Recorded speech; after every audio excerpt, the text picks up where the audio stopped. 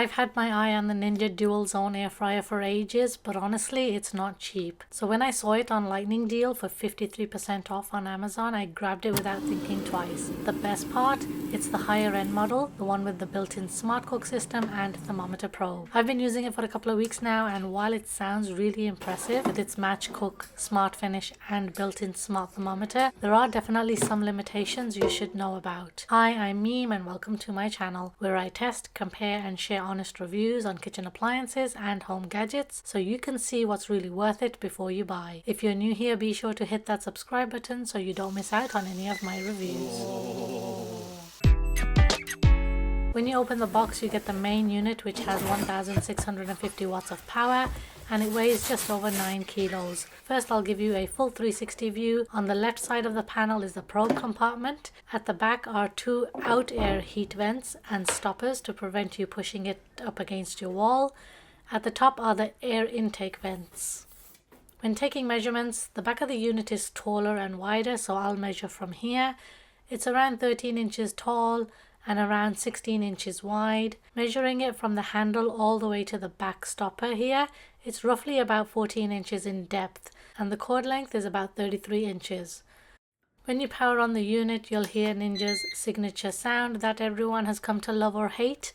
This model I have is the DZ550 with 6 cooking functions: air fry, bake, roast, reheat, broil and dehydrate, buttons for zone 1 and zone 2, smart finish and match cook. Smart finish will be used with different settings. So zone 1, let's say air fry at 390 degrees Fahrenheit for 20 minutes. And zone 2, we can set roast at 375 degrees Fahrenheit for 15 minutes. Then press start. I'll show this more in detail later on. You have temperature arrows on the left and your time arrows on the right. Unfortunately, you can't change the temperature from Fahrenheit to Celsius, so the UK version obviously will be slightly different to the North American version. There are probe settings for small preset, large preset or a manual preset, and again I'll show this with a cooking example later on in the video. Match cook will be used for the same settings in both zones. So if I set air fry for 400 degrees Fahrenheit at 20 minutes, both zone 1 and 2 will light up and cook the same. This is the XL model, which has 2 5-quarter baskets and 2 crisper plates. According to the Ninja website, the baskets are made of aluminum and have a PTFE non-stick coating, which is basically Teflon. The crisper plate is non-stick too, but it's ceramic coating and PTFE free, so it's a different type of non-stick. However, both the baskets and crisper plates are PFOA free, which means they don't contain the chemical that's been linked to health concerns. At first, you can see it was really hard to get the tray out of the basket. It's so snug in there because of the thick silicone tabs located on the corners of the crisper tray. The silicone tabs are removable though for easy cleaning. And if you want to put the tray back in, it is quite difficult to get it in flat. So the best way to put it in is to lay the tray sideways and then slide it in. I'll also do some quick measurements of the basket. It is roughly around 9 inches by 7 inches wide. So if you wanted to use any accessories, you can easily fit in a 6-inch cake pan. Or I have a 7-inch silicone tray here, but because it's silicone, I can just about squeeze it in. It's very unlikely you'll be able to fit in a 7-inch metal pan. Of course, there are heating elements for each zone, and it's always a good idea to wash out the baskets and trays and give the heating elements a wipe with a damp paper towel, because you'll see a lot of gunk coming off there. This is all the manufacturing residue that you want to get rid of, and give the outside a quick wipe to get rid of the packaging residue. Also wash out the thermometer at the same time, because I'm sure you will likely forget in all your excitement to jump right in and use it. I like to do a burn off on all my air fryers by running it empty on the highest air fryer setting, so 400 degrees Fahrenheit for this one. I'll select match cook because I want to do both baskets using the exact same time and settings. Change the temperature to 400 degrees Fahrenheit for 20 minutes. Once that's done, I'll remove the baskets and let the air fryer air out, which will help to remove all that plastic smell.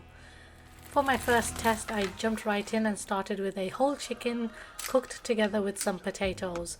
I've had my chicken marinating overnight, and I'm going to insert the probe into the thickest part of the chicken breast. And I'm going to sprinkle on a little bit of baking powder just to create a bit of a crispy skin. I like to spray some oil on the crisper tray to prevent any sticking, and I'm not going to preheat the air fryer this time. I want to see how well it cooks without preheating it, because the manual says it doesn't need to be preheated. I'm going to place my chicken into basket 1, or zone 1, which Ninja calls it. In zone 2, I'm going to add some sweet potatoes, which I've seasoned, together with a few baby potatoes, which I had left over. Plug the probe into the jack and turn on the air fryer. I'll select zone 1, choose my cooking function, I'll do roast. Ignore the temperature on the display for the moment because we need to press probe. Then choose your size of preset. Large will be for whole chicken or large salmon piece. Small will be for smaller pieces like chicken thighs, breast or steaks. Use the arrows to select the type of protein. I need chicken. Select Smart Finish so they both finish together. Then onto zone 2, I will use roast, and I'll leave it at 375 degrees Fahrenheit for 15 minutes. I like to do a quick check by selecting each zone. If the settings are good, press start. Zone 2 has a shorter cook time, so it will hold. Once it reaches target temperature, it will display rest, and for zone 2 you will see progress bars on the display rather than a countdown timer. So that was confusing at first, and I wasn't sure if it was cooking, so I checked on it part way just to make sure, and the potatoes were cooking, so that was a relief. I also peeked in on my chicken to make sure it was all good and that there were going to be no surprises. I left it to do its thing, and at the end of the cooking cycle the display shows cool for about 30 seconds before displaying end. This was not in the manual, so I wasn't really sure what to do, if I should wait for the cool sign to disappear or if I should just take my food out.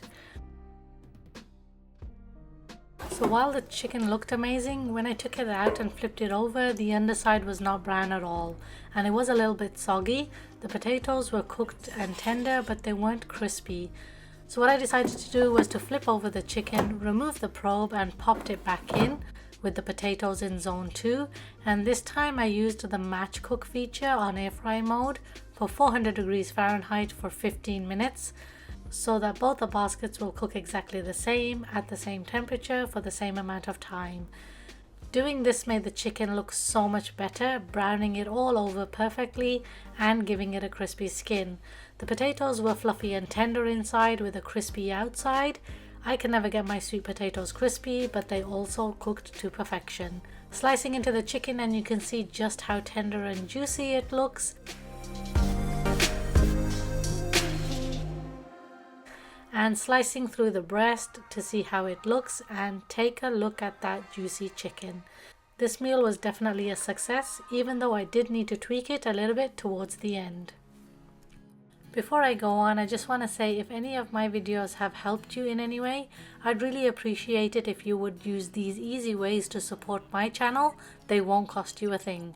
You can either drop a comment, hit that like button and subscribe, give this video a hype within the first 7 days of its release, or you can share it with a friend or on your own socials. However, if you're feeling extra generous, you can also give thanks for a few dollars. Every little bit helps me keep testing and sharing reviews, how-tos and tips for you.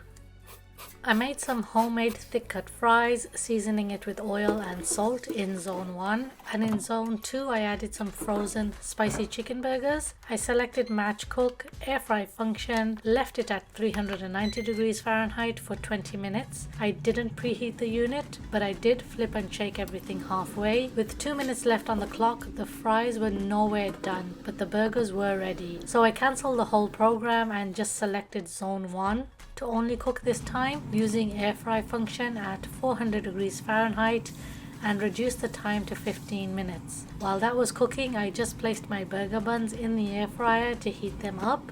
After about 6 minutes, I checked on the fries and they were almost done. When one basket is cooking independently, it actually cooks faster than when both the baskets are running. Look at how beautiful these fries turned out and so crispy. I was surprised. I've never been able to make crispy fries so far in an air fryer. This was actually very impressive. For single zone cooking, you can use either basket to cook independently. I made my chicken nuggets and tater tots in zone 2 on air fry mode at 400 degrees Fahrenheit for 15 minutes. One thing I also noticed is that there is no auto pause and resume, so when you remove the basket you have to press the start and pause button, and when you insert it you have to start it again. And like I said earlier, one basket cooks much faster than when two of them are running. These were done in about 12 minutes. I didn't preheat, but I did flip and shake everything for even browning. I didn't want to take a risk with my expensive steak, so I decided to cook my sprouts first, get them over and done with, and then I can just reheat them. I'll leave zone 1 for my steak. I selected zone 2 for now, without preheating because I don't bother with vegetables. Selected the roast function, leaving it at 375 degrees Fahrenheit for 15 minutes, and press start. While that was cooking, I got my steak ready using the thermometer probe. I had 2 steaks, but I could only fit 1 in the basket. So I inserted the probe horizontally into the thickest end of the steak and then inserted the probe into the jack. Now this time, like I do with all my proteins, and especially after seeing the results from the full chicken, I decided to preheat zone 1 before adding my steak. Trust me when I say this, it's always best to preheat the unit when cooking any meat, chicken or fish, because it will create a nice sear on the bottom and it will also cook it evenly. And I just left it at 10 minutes, but 5 to 6 minutes is also good. While that was preheating, I decided to check on my sprouts, and the outer leaves were starting to burn and they were still hard inside. The Brussels sprouts were a fail, so I just removed them, stopped zone 2 and moved on to cooking my steak. With zone 1 nice and hot, I picked my function. Again I selected broil, then select probe on the small preset, and then use the left arrows to choose my protein type, so beef. Then use the arrows on the right side to select level of doneness. I went with medium rare level 3, then press start. I did spritz the tray with oil first before placing the steak in, and you can hear the sizzle because I preheated it first, and that's what you want. I decided not to flip the steak because I was worried opening it and moving it around may affect the probe and throw off the reading. Plus I already preheated the basket, so it didn't really need to be flipped. And you can see the uneven tray pattern on the other side. I checked it right away with my instant read thermometer and it jumped to 156 degrees Fahrenheit, which was quite a big difference, and I was quite worried. I pulled it out, brushed a little butter on both sides before letting it rest for about another 10 minutes, and just look at those golden crisp edges. When I cut into it, it was a perfect medium rare. That's when I realized that the built-in probe is actually more accurate than my thermometer. Here's the thing, the Ninja probe knows about carryover cooking. Basically, the steak keeps cooking from its own heat after the air fryer stops. The probe stops the cook a little early, so it finishes perfectly while resting.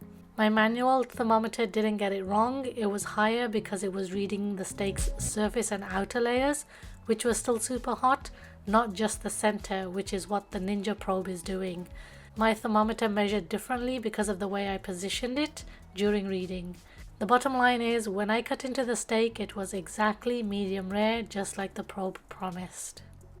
I was curious to see how the DualZone technology works when cooking the same food 2 ways, one guided by the probe in zone 1 and one manually timed in zone 2. My goal was to see if the air fryer can really balance the cooking between 2 zones and get them done at almost the same time. I cooked the exact same food, chicken breast, using the air fry setting, with zone 1 using the probe, and zone 2 manually setting the time for 23 minutes, which included 5 minutes for preheating. Once the baskets were preheated, I sprayed a little oil before placing them in. Even though zone 2 had a time set and zone 1 was guided by the probe, both baskets finished almost together, even without smart finish or match cook. Because the unit still balances power between baskets, that's where the DualZone technology kicked in. When I checked the temperatures with my manual probes, zone 2 hit 194 degrees Fahrenheit, and for zone 1 my manual thermometer read 179 to 180 degrees Fahrenheit, which was expected. So I'm guessing zone 2 cooked a little bit longer to stay in sync with zone 1, which is why the temperature was slightly higher. I really don't know. I didn't flip either piece and both browned beautifully on the bottom. The preheat really helped lock in the juices. I'm not sure if it was a fluke, but I really think this is the DualZone technology at work. It automatically shifted power between the baskets, so everything finished around the same time. When I sliced them open, honestly, there wasn't much difference. They both had the same juiciness and the same taste, so it does make me wonder if that power balancing is what kept things even. So was this a pass or fail? I don't know. I'll let you guys decide. You can let me know in the comments. That said, this works best if both foods are similar. If you're cooking two very different foods manually, like chicken thighs and broccoli, the faster cooking food will finish sooner. The air fryer can't sense exactly what's in the basket, so you still need to keep an eye on things. If you do need to end the cook time in one of the zones, select the zone you want to stop, then press the downtime arrow to set the time to 0 before pressing the start pause button. The time in that zone is then cancelled, first cooling down before end appears on the display, and cooking will continue in the other zone. So here's my honest take on the Ninja DualZone. It's loud like all their other air fryers, if not louder when both fans are running, but this XL model has solid cooking capacity. You can fit around 4 to 5 chicken thighs in one basket, or close to 28 wings in total across both. The probe works really well, especially for steak, but even if you skip the probe model or choose the smaller 8/4 model, the Auto-optimize DualZone technology alone makes it worth considering. It does take a bit of practice learning what it's capable of, but once you get it, it's pretty easy to use. And like I always say, it's all trial and error to begin with. The DualZone models are on the pricier side, but the build quality, power and consistency make up for it. Ninja products tend to hold up well over time. They have really good customer service. At least that's been my experience so far. Alright guys, I hope you found this video useful. Please do leave a like, give it a hype or drop a comment. Every bit helps this video get pushed out. If you're new to my channel, do make sure to subscribe, and I hope to catch you all in my next video.